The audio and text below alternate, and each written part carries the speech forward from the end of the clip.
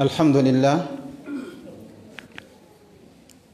لله الذي جعل العلم أساس كل شيء وهو أول ما نزل من الوحي على الرسول صلى الله عليه وسلم، حيث قال الله تعالى في سورة العلق: اقرأ باسم ربك الذي خلق.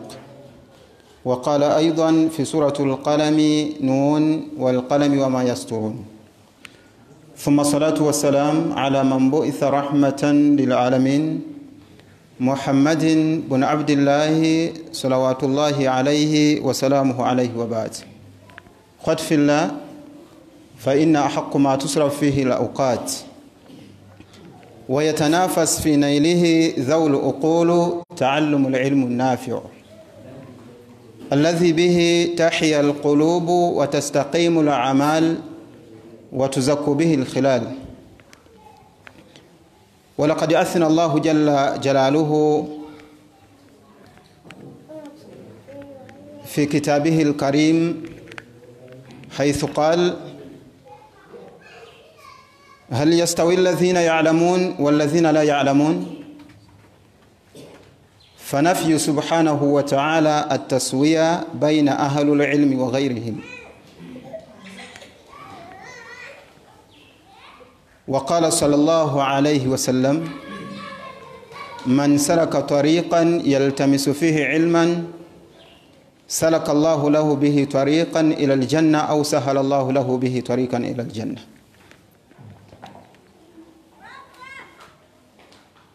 amatenda amalungi amajjuvu gatendebwa na Allah subhanahu wa ta'ala. Ebyengira bye Allah okusaasira kwe n'emirembe gye tumusabe bulijjo nga bwe tumusaba abisse ku mubaka w'omuddu we Muhammadin sallallahu alayhi wa sallam. Tumusaba Allah atuwambagatire n'okusaasira kwe, atuwa obukuumi obw'enjawulo, abeere muyimirize waffe mu bulamu buno bwe tulimu. Tumusaba Allah abeere musingo gwaffe. Tumusabe Allah abeere mununuzi waffe kubanga yanunula abaddu be baba yagadde Allah. Tumusabe Allah subhanahu wa ta'ala bulijjo teweerabiranga okumusaba Allah akufuule mukwano gwe, kubanga oyo Allah gwafudde mukwano gwe. Allah subhanahu wa ta'ala ategeeza Jibril n'amugamba nti inni uhibbu fulani, ya Jibril, owange Jibrilu, mazima nze gundi mwagala, nyambako naawe omunjagalire. Jibril n'ategeeza bamalayika ba Allah nti abange bamalayika ba Allah, Allah ayagala fulani nammwe mumwagale. Bamalayika ba Allah ne bategeeza abaddu ba Allah mu nsi abalungi abakkiriza nti Allah ayagala fulani nammwe mumwagale.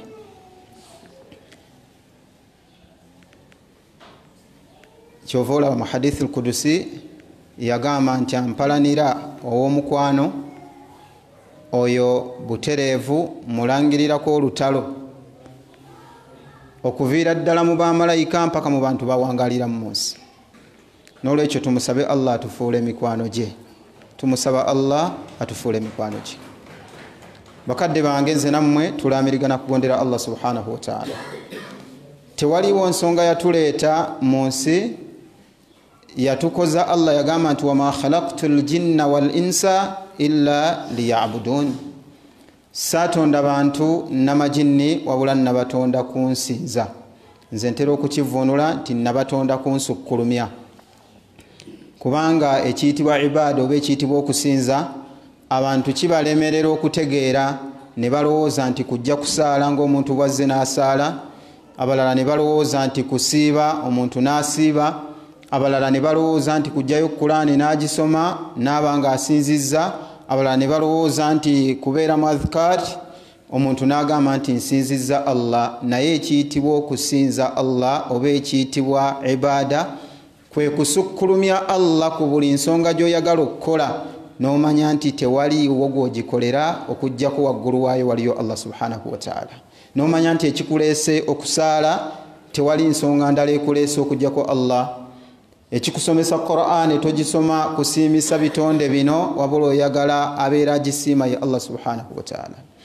N'obeera nga wagguluwo oba waggulu w'ensonga yo tewali ayimiriddeyo okuggyako Allah subhanahu wa ta'ala. N'olwekyo nkuutira nze nammwe tumusukkulumye Allah subhanahu wa ta'ala.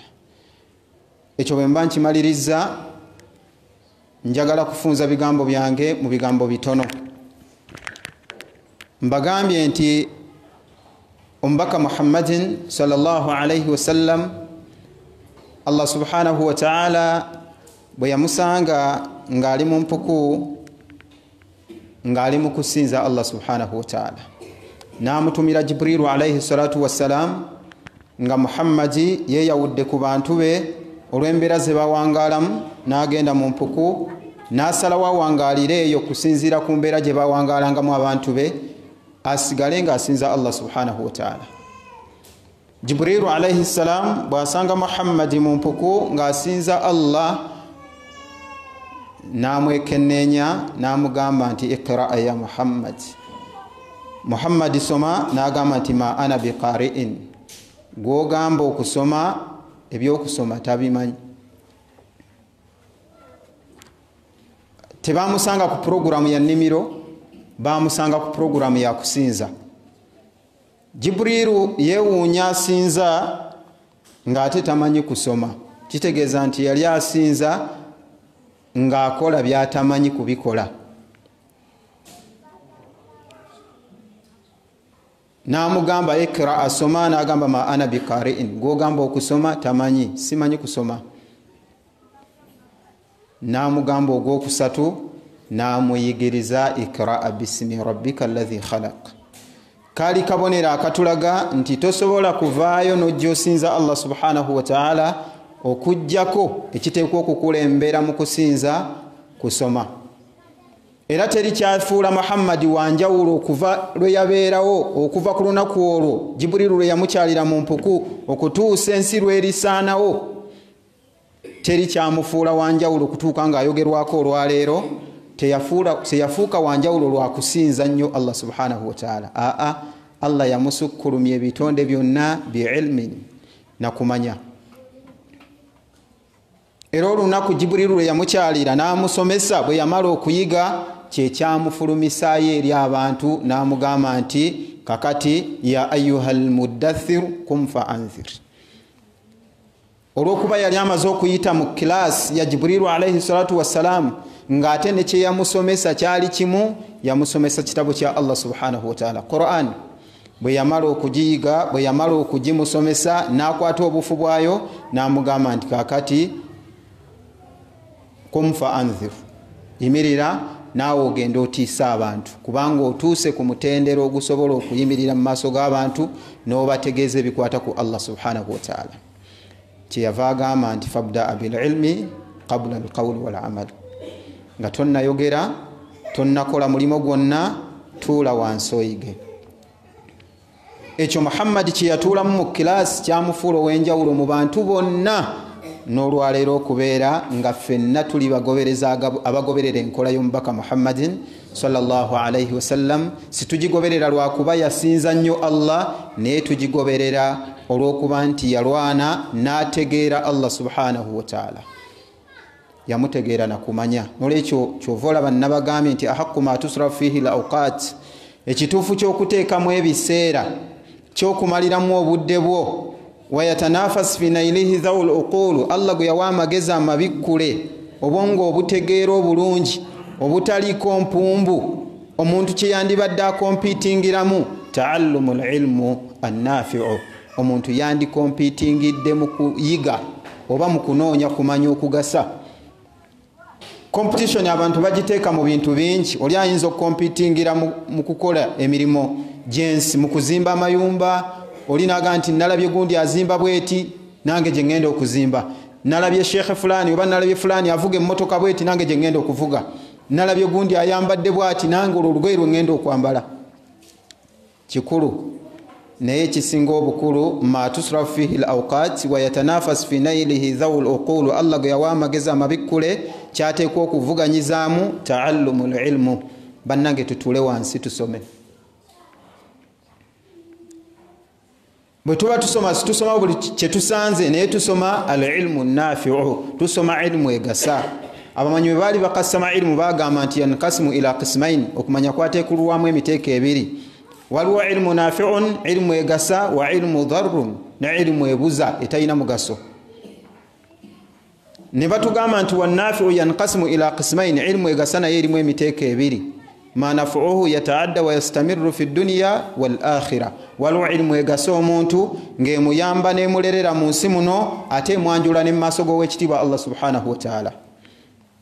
N'abanga mu nsi afunyemu emigaso gyayo ilmu eyo ate n'agifuna ne mu maaso g'owekitiibwa Allah subhanahu wa ta'ala. Eyo ilmu ddiini ash-shar'i, omuntu okutuula wansi n'osoma eddiini yo butya bw'ogenda okuwangaalira mu buufu bw'owekitiibwa Allah subhanahu wa ta'ala. Eyo ilmu ma nafuuhu yataadda wa yastamirru fi dunya wal akhirah. Gwe Allah gwasaasidde n'akikuwa n'otuula wansi otandika okuteekateeka obulamu bwo ng'obwolekeza Allah subhanahu wa ta'ala, gwe Allah abakuwadde ekitaggwaawo ekigenda okukulera fi dunya ate wal akhirah. Omubaka Muhammadin sallallahu alayhi wa sallam yagamba nti idha mata ibnu adam inqata amaluhu illa min thalath, omuntu bwafa sisitimu y'emirimo gy'asobola okusigala ng'alyako ekutukawo, kubanga nannyini kukola aba amaze okuvaawo, naye asigaza engeri ssatu. Muzo njagalamu engeri bbiri. Esooka ilmu nafi'un, omuntu oyo bw'abanga yalina ilmu egasa, yayimirira n'atiisa abantu azaabu za Allah, n'abasanyusa n'amawulire g'ebirungi ebiri mu maaso ga Allah, ne bwafa eyo ilmu esigalawo ng'abagitambusa akyagabanako paka lwalisinkana Allah subhanahu wa ta'ala. Ne ilmu ey'okubiri n'omugaso ogw'okubiri gwenjagala okukoonako waladun salihun, omwana omulongoofu.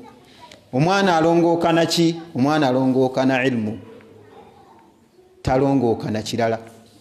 Ekirongoosa omwana wo asigale nga akugasa fi dunya, nga gw'oli mu kaburi naye ng'omwana akugasiza mu nsi muno, ateekwa kubanga omwana wamulundira oba wamulerera ku ilmun annafi'u, ku kumanya okugasa.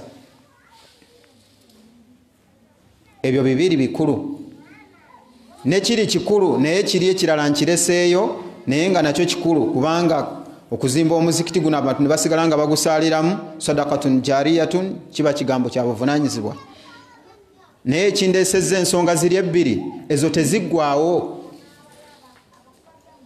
Ilimu olwaleero gye tuyiga, gye tusomesa olwaleero, yasomesebwa abantu emyaka 1,400 emabega.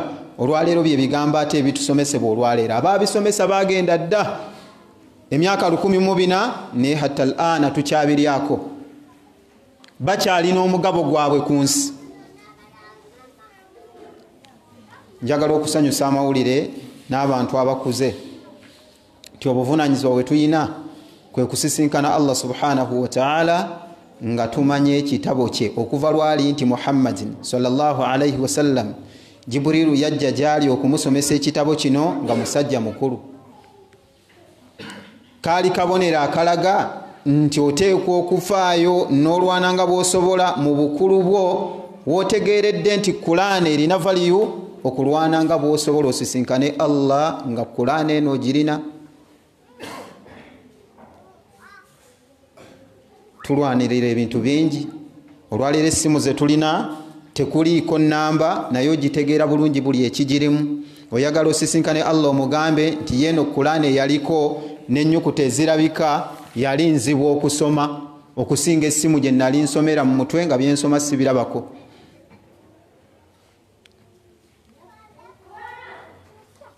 Kyova olaba nina ekigambo kye nagamba Seka Sulaimaani ne mugamba nti saba nnyo Allah subhanahu wa ta'ala akukuumira ekyengera kyakuzimbiddemu. Omuntu okutuula wansi n'alowooza ku mulimu gw'asobola okukola, n'agamba nti omulimu gwe ngenda okukola kwe kuteekateeka obulamu bw'abantu butegeere ekitabo kya Allah subhanahu wa ta'ala. Ibn Taymiyyah rahimahullah bwe yali akasama ilmu yagamba nti al-ulumu 5, okumanya yakuteekulwa nti kwateekulwamu emiteeko 5. Yagamba nti waliwo ilmun huwa hayatu ddiini, waliwo okumanya nga bwe bulamu bw'eddiini.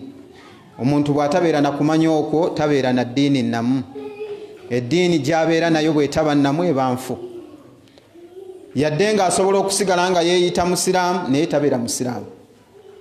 Yadde nga asobola okugenda e Makka nti asobola okugenda e Makka naye nga si musiraamu. asobola okusiiba nga si musiraamu, asobola okujja wano n'asaala naye nga si musiraamu. Kubanga lwaki? Tayina ilmun huwa hayatu ddiini, tayina bulamu bwa ddiini. Ilmu tawhid huwa hayatu ddiini. Ibn Taymiyyah yagamba nti okwawula Allah subhanahu wa ta'ala kyekifuula omuntu omusiraamu. Nga tetunnakola birala byonna, tusooka ne tugamba nti la ilaha illa Allah. Kasita omala okutereeza mu kifuba kyo ne kituulamu ne kitereeramu, kubanga wa minan nasi man yaqulu amanna billahi wa bil yawmil akhir wa ma hum bimu'minin. Si kukyogera na lulimi, kukitereeza mu kifuba kyo n'omanya nti la ilaha illahu la ilaha illallah. Kasita Allah kusaasira n'akitereeza mu kifuba kyo, oba ofunye ilmun huwa hayatu ddin, ng'oba omaze okufuuka omusiraamu. Ovunaanyizibwa ki omuntu yenna asiramuse? Bw'omala okusiramuka ozzaako ki? Kino kyozzaako ti omuntu bw'amala okufuna hayatu ddin ayina okunoonya ilmun huwa ghidhaa'u ddin. Ayina okunoonya ilmu nga yemmere y'eddiini. Emmere y'eddiini yo gyegenda okulya, omaze okufuuka omusiraamu ogenda kulya ki? Sheikh Ibn Taymiyyah yagamba nti ilmun huwa ghidhaa'u ddin, yagamba nti huwa al-Qur'an wal hadith. Yagamba nti ilmu nga yemmere y'eddiini, omuntu eddiini gyerya nesigala nga namu, ye muntu okubeera nti atudde wansi n'asoma Qur'an n'aginnyonnyoza hadithi z'omubaka Muhammadin sallallahu alayhi wasallam. Omuntu amanyi Qur'an nga amanyi enkola y'omubaka Muhammadin sallallahu alayhi wasallam, oyo eddiini yagikuuma nga namu. N'olwekyo Allah gw'asaasidde n'amuwa okunoonya ebintu ebyo bibiri, abaamuwadde obulamu bw'eddiini bw'agenda okwanjula mu maaso ga Allah subhanahu wa ta'ala. Ilmun huwa hayatu ddin wa ilmun huwa ghidhaa'u ddin. Ilimu obulamu bw'eddiini tawhid, ate emmere y'eddiini Qur'an wal hadith. Muntu kutuula n'ayiga ekitabo kya Allah subhanahu wa ta'ala. N'olwekyo njagala kukuutira mwoyo gwange na jammwe nti teriiwo kyafuula abantu babuvunaanyizibwa mu nsi basahaba b'omubaka Muhammadin sallallahu alayhi wasallam okusigala nga tuboogerako, si nsimbi ze baapakasa, si ibadaati nnyingi ze baakola, naye okubeera nti baatuula wansi ne bategeera Allah subhanahu wa ta'ala nga bamutegeera na kuyiga, ne bategeera omubaka Muhammadin sallallahu alayhi wasallam nga bamutegeera na kusoma. Idhan ahaqqu ma tusraf fihi al-awqat wayatanafas fi nailihi dhawul uqulu taallumul ilmu. Bannange ekituufu ky'okuteekamu ebiseera, abavuganya kye mubeera muvuganyizaamu taallumul ilmu, tutuule wansi tusome al-ilmu nafi'u, okumanya okugasa. Bantu bateeka obudde bungi mu kumanya kutalina makulu. Olwaleero tuli mu byabufuzi, abantu amagezi gaabwe n'okutegeera kwabwe kwonna kwabuliddeyo akalimi kali mu 9, bali mu byabufuzi. Asiiba olunaku ne lukya, esswala n'azigatta, n'agatta zuhuri ne asiri, kubanga babadde ne laala egendi. Naye tasobola kusika zuhuri n'agigatta na asiri kubanga ali mu darusu asoma. Obudde teyabufunako. Asisinkane Allah ng'esswala ebbiri zaasisinkana mu ekyali kimukkirizibwa, naye ng'omulimo gwe yaliko gwali gwansi, nga tayinaamu wonna walagira Allah wezeegattira ng'ali ku Allah subhanahu wa ta'ala. Akaseera ke tutuulako wano tulikanjula tutya mu maaso go Allah subhanahu wa ta'ala, nga kamera za Allah zikukutte ng'otudde wansi oli mu kumunoonya Allah. Nolwekyo mbakubiriza tutuule wansi tusome.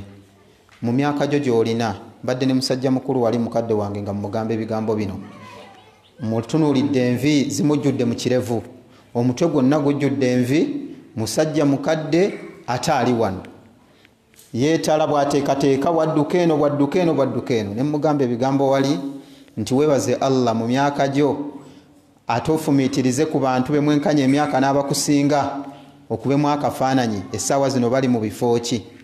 Emyaka gy'olimu gya kufa, kubanga akamu ku bubonero bw'okufa kwe kubeera nti ewabadde wamera oluviiri wazzeewo oluvi, kwe kubeera nti feesi ebadde yeegombesa etandise kutiisa.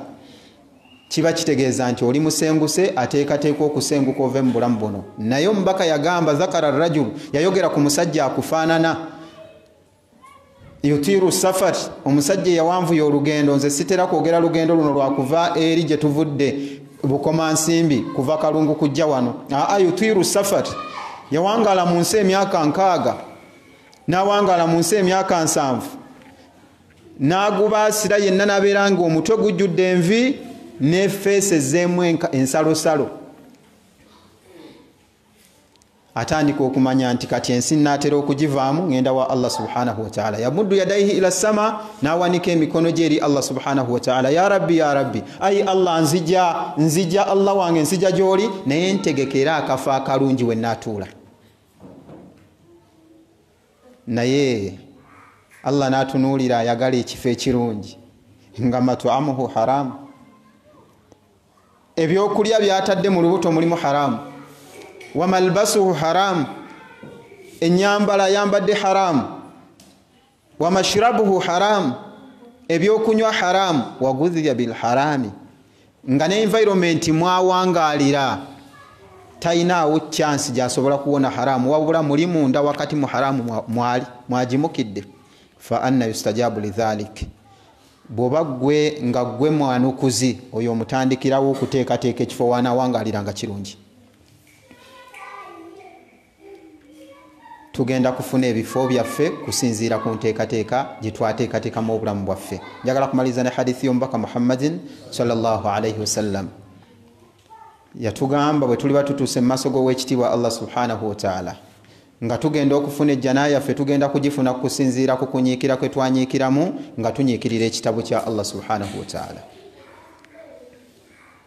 era bagenda kugamba ebigambo bitono nnyo bagenda kugamba nti ikra soma waruta soma ate nga bw'olinnya waratil ate bw'oba osoma tomala gasoma ng'otereeza kama kunta turattil fi dunya inna manzilaka inda akhir al-aya taqra'uhu ekifo wogenda okutuula we zinaakugwerako Qur'ani weenaggweramu mu mutwe otuula eyo yenaabeera ejja naayo kyekifo woojja nga ne ikhlaasu entuufu ate togirina akamudu rabbil alamin eyenkana abudu eyenkana sitayi ani yamutta alayhim gwe kifo ki wogenda okupaakinga obudde bwaliwo naye amagezi go gakulowoozesa nti ow'enjawulo mu nsi muno yoyo asinga okufuna ebirungi byayo obudde n'obumalira ku ebyo ate ne bakuziika mu ttaka tera okubagamba nti buli kikyafuwadde kyonna bakiziika mu ttaka ekiraga obukyafu bw'omuntu kusima kinnya ne bamuziika naye ate ekisobola okulaga obulungi bwe kwe kubeera nti gy'alaze agenda kwanirizibwa mu kitiibwa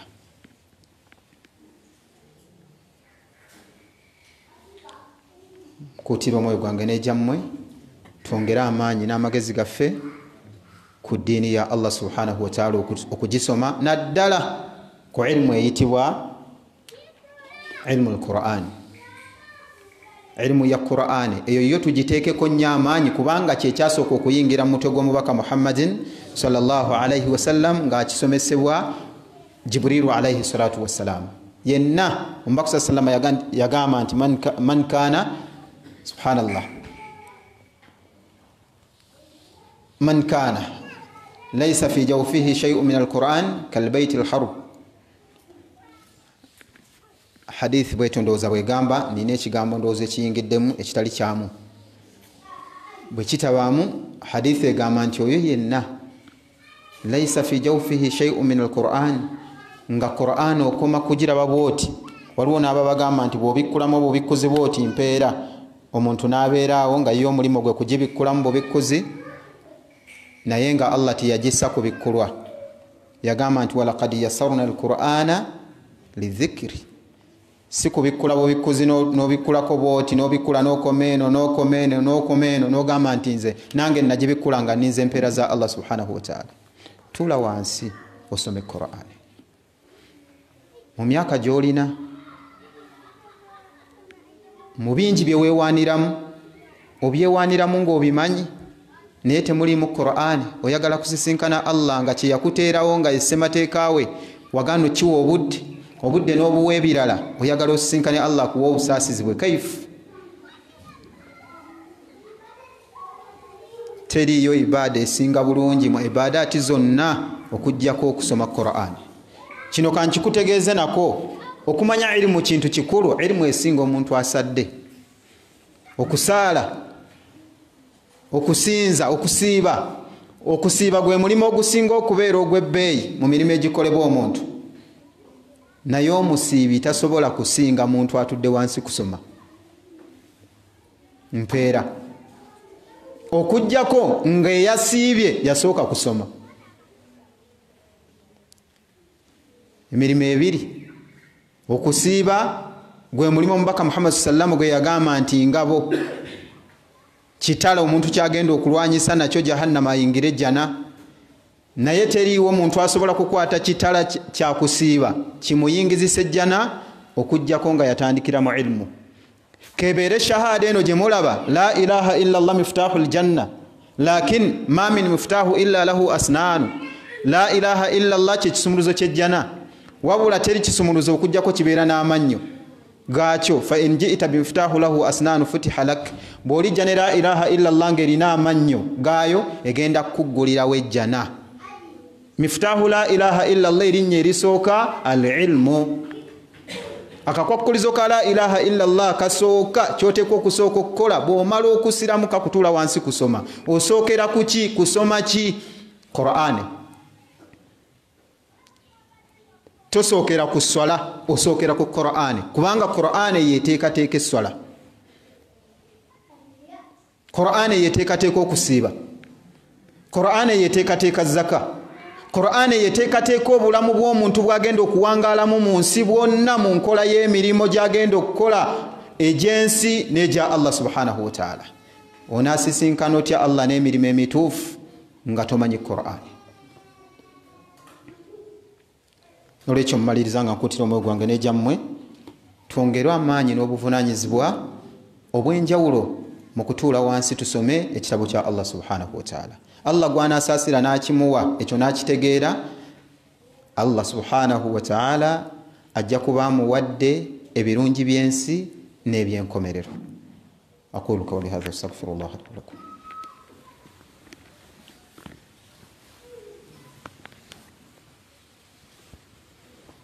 الحمد لله الذي جعل القرآن تبيانا لكل شيء، ثم الصلاة والسلام على أشرف المرسلين محمد بن عبد الله صلوات ربي عليه وسلامه عليه وبعد. كما لذا خطبة يفي نيونغيرو كوتي ومغوانغ نيجاموي تغوندير الله سبحانه وتعالى. ekyokubiri kwe kubiriza nammwe tugoberere obufu bw'omubaka Muhammadin sallallahu alayhi wasallam. Omubaka Muhammadin sallallahu alayhi wasallam butya bwe tusobola okumugoberera, tumugoberera okuviira ddala ku nderale Allah gye yamuleramu, naddala kikulu okutandikira eri mu bulamu bwe, kuba ne bwe yali tannafuuka nabbi yali wanjawulo, naye tutandikire ku lugendo lwo olwamufuula kino kyali ku lugendo lwo olwafuula Allah kwe yayisiza okubeera nti tufaanagana bwe ruti, lwe lugendo lwe Jibuliru lwe yamusisinkana mu mpuku omulundi gwe ogwasooka. Olugendo olwo lwali lwa kusoma, olugendo olwo lwali lwa kusoma, lwe lwafuula Muhammad sallam okubeera ow'enjawulo, ate naffe lwe lutufudde kino kye tuli. Allah yayisiza ku kusoma kwa mubaka Muhammadin sallallahu alayhi wasallam amawulire ag'essanyu Jibuliru ge yajja nago mu mpuku, ge mawulire ag'essanyu ge tulina olwaleero. Ekyo kyolaba ofaanagana Allah yakibangawo ku lunaku lwe yasindikira Muhammadi Jibuliru alayhi salatu wassalam, yajja na mawulire gaaki? Mawulire ga kusoma. Tutule wansi tusome eddiini yaffe. Ekimu mu bireese obuzibu mu busiraamu buno al-ghafratu an umuri diinina wa adamu la mubalati, abantu obugayaavu obutafaayo, obugayaavu obusembayo okuba obwaggulu ku ddiini yaffe. Abantu ne beesuulirayo gwa naggamba tebafaayo, omuntu ali mu kukola nsimbi, olisisinkana otya Allah ng'olina ekimu ng'ekimu tokirina, nga Allah yakuwa ensi n'ogifuna nga nnene, ate Allah n'abanga mu nsi gye yakuwa n'amagezi ge yakuwa okutetenkanya temwali mu kutetenkanya kutegeera ddiini ye. Mbaka yagamba nti uta bi an'ami ahli dunya min ahli nari yawm al-qiyamah, agenda kuleetebwa omuddu mu baddu Allah be yawa ebyengera by'ensi naye ng'ataali mu bantu bagenda mu muliro. Allah yamuwa ensi eno ne batuuka okumuvuma okumuyita amannya ag'ekigega nga gamusanyusa busanyusa. Omusiru alina ssente nga kimusanyusa. Eyo embwa gy'olaba nga ganvundu ng'aseka. Binyonkondo nga nakyo kimusanyusa kubanga kye boogerako yeekakasa akirina. Ate aleetebwe mu layini egenda mu muliro. Paka lwalituuka ku muliro bamunnyikeko katono nnyo mu muliro bamuggyeyo bamubuuze ya buna Adamu hal ra'aita khairan qat, owange mutabani wa Adamu ensi wagirabamu akalungi? Hal marra bika na'imun qat, twakuwaako ekyengera twakuwaako ebitaano n'obifugako ewiiki nga bibyo? Hagambe yamutonda ate nga ye yamugabirira amugambe nti la wallahi ya rabbi, la wallahi ya rabbi, nedda ndayira gwe Allah ate owange omugabirizi wange, gwe tokimanyi nti nawangaala mu nsi ng'ensi terimu kalungi? Gwe tokimanyi nti tewampa yadde ekikumi? Abuuza Allah ombuuzizza kyaki ekyo? Gwe wali omulezi wange, gwe wali omugabirizi wange, bw'otunula mu fayiro yo olaba olina kye wampa? Kiki ekimwerabiza ebirungi byonna Allah bye yamuwa? Bukaawu bwa kkomba ku muliro ate mwagenda okuwangaalira ekiseera ekiwanvu. Teyategeera kiki kye yalina kukola ku nsi. Kyova olaba nti Allah bw'ayagaliza ekitundu obulungi akisindikamu abantu bana bemmalirako kutuba tusaale. Asooka Allah asindikayo al-alimu ya'malu bi'ilmihi. Allah bw'ayagaliza ekitundu kapaati k'ensi kalongooke kabeere kalamu ku bitundu ebirala, Allah asindikayo al-alimu ya'malu bi'ilmihi, omumanyi akolera ku kumanya kwe. Olwaleero kana akatundu Allah bw'aba yakasindikira Sheikh Sulaiman, tewaliwo kikafuula kanjawulo n'abantu kakyalira okujjako Allah asindika abagenyi bajje muno kubanga yasindikayo al-alimu ya'malu bi'ilmihi, yasindikayo omumanyi we akolera kumanya kwe. Abantu ne batandika okujjumbira ekitundu. Olwo ekitundu bwe kijjumbirwa abantu ne kifuuka kyankizo ku bitundu ebirala ebisigadde. Bitundu bimeka bye tuyiseekaawo nga tebirina programu eno. Al-alimu ya'malu bi'ilmihi. Owokubiri Allah asindikayo al-jahilu la yastakbir. Allah ekitundu akiteekamu atamanyi nga tayina lunkulu, atamanyi ng'amanyi nti levo yange ekoma wano wenkoma simanyi, kisobole okuwa omukisa ono amanyi okumuyigiriza. Mwe mulowooza abatudde wano mu muzikiti mwe beetaavu b'okusoma Quran, mwe beetaavu b'okubeera wano, ebintu bibiri nga byombi bikulu, kuliko okusoma Quran, kuliko ejjuma. Naye ennamba y'abantu etudde mu muzikiti n'esigadde ebweru, abantu bonna bandibadde bajjudde wano nga naawe tibajaawo nga neeri tibajaayo. Singa babadde abatamanyi abamanyi nti tebamanyi era ne bamanya ne kye beetaaga okuyiga. Allah bw'ayagala ekitundu kibeere kiramu akisindikamu atamanyi ng'amanyi bulungi nti simanyi, ng'ajja kuba mwetegefu okugondera amanyi amuyigirize ekyo kyatamanyi. Owookusatu Allah asindikamu al-ghaniyu, omugagga, la yabkhalu bimaalihi, nga naye si mukono gaamu. Kino ekitundu singa Allah yakisindikamu omugagga waakyo naaba nga Allah subhanahu wa ta'ala amufuulidde ssente akasente nga talina budde bwa kuteeka mu kitundu kino masjid, nga talina budde bwa kuyonja muzikiti guno naggulabirira, talina budde bwa kuteeka mu ddiini, wandisanze ng'ekitundu kino kya wansi wadde nga yakisindikamu omugagga. Omugagga abeera ddi ow'omugaso? Omugagga abeera wa mugaso ebbanga lyamala ng'akwata ssente ze n'aziteeka mu ddiini. Taba na makulu gonna mu nsimbi z'alina bw'abanga tamanyi nsimbi yazimuwadde na kyalina zikozesa.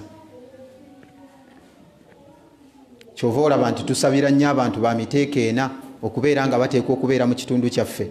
Bw'olabanga omumanyi nga azze mu kitundu kyammwe tomunoonyaako nsobi, lwana nnyo omunoonyeeko ebirungi. Allah bye yamubumbiramu omusabire Allah amutaase obuzibu oba ebyo ebyandimutuuseeko nga bikkakkanya ebirungi Allah bye yamuwa. Bwe buvunaanyizibwa bwaffe eri omumanyi. N'omumanyi asabire nnyo atamanyi bw'abanga ddala asobola okutuula wansi n'akuwuliriza, kubanga luyinza okukya olunaku mu nnaku nga by'omugamba takyabiwulira. Ate tusabire nnyo abagagga b'ebitundu byaffe kubanga Allah kwayisiza ate ffe okutegeera bye tubadde tetumanyi. Nze Bukoma nsimbi yiiri gye mpangaalira sivuddeeyo na bigere, size nga ntambuza bigere. ate saakutte mu nsawo yange.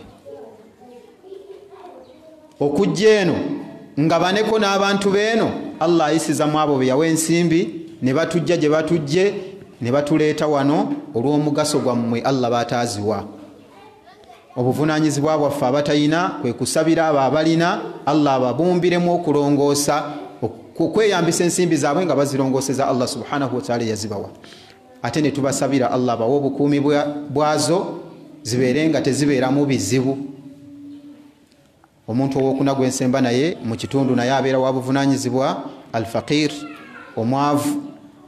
Ekitundu kyonna ekitaliimu mwavu kisobola kukulaakulana. Ate kinaakulaakulana kitya? Ng'olwaleero yakutte ssente n'azimba omuzikiti guno talina busobozi busiimuula wano. Eyazimbye omuzikiti guno talina busobozi busimba paasipala muwali, talina busobozi bwera wano. Allah aleetamu omwavu, la yabiu diinahu bi ardi dunya, nga naye tatunda ddiini ye lwa birungi byansi. N'abeera mugumiikiriza, n'akola emirimu gy'eddiini, n'ayimirirawo ku lw'eddiini mu bwavu bwe, ekitundu ne kitambula nga kya buvunaanyizibwa. Bwe bantu bana Allah babasindika mu kitundu, ekitundu aba akiwadde ekyengera kyakyo. Naye bw'asindika ekyennyume kyabo, Allah aba abonerezza ekitundu ekyo. Asobola okukisindikira omumanyi ng'akugamba nti tokola byenkola, gwe kola byenkugambye. Asobola okukisindikira abatamanyi nga baalunkulu olutagambika. Asobola okusindikamu omugagga nga tamanyi yamuwa nsimbi nakyalina zikolamu, n'asindika n'omwavu omupapi ng'alwana kutta mugagga oli ave mu kitundu. Allah bw'asindika abo abana ab'ekika ekyo nga omanya nti ekyo ekitundu Allah yayagala akisaanyeewo. N'olwekyo tusaba Allah subhanahu wa ta'ala atuwe entegeera ey'ekika ekyo waggulu, kubanga yaga nti waman yu'ta al-hikmata faqad utiya khayran kathiran. Tusaba Allah subhanahu wa ta'ala atuwe entegeera ey'ekika ekyo waggulu esobola okutumanyisa butya bwe tuteekwa okuwangaala mu nsi, ate butya bwe tugenda okweyanjula mu maaso g'owekitiibwa Allah subhanahu wa ta'ala. Wa barakallahu fikum. اللهم صل على محمد وعلى آل محمد كما صليت على إبراهيم وعلى آل إبراهيم إنك حميد مجيد. اللهم بارك على محمد وعلى آل محمد كما باركت على إبراهيم وعلى آل إبراهيم إنك حميد مجيد. وربنا تقبل منا إنك أنت السميع العليم وتب إلينا مولانا إنك أنت التواب الرحيم. ربنا إننا آمنا فاغفر لنا ذنوبنا كفر عنا سيئاتنا وتوفنا مع الأبرار. اللهم لا تدع لنا ذنبا إلا غفرته ولا هما إلا فرجته ولا دينا إلا قضيته ولا مريضا إلا شفيته ولا حاجة من حوائج الدنيا والآخرة إلا قضيتها برحمتك يا ذا الجلال والإكرام. ربنا آتنا في الدنيا حسنة وفي الآخرة حسنة وقنا عذاب النار. كم الصلاة.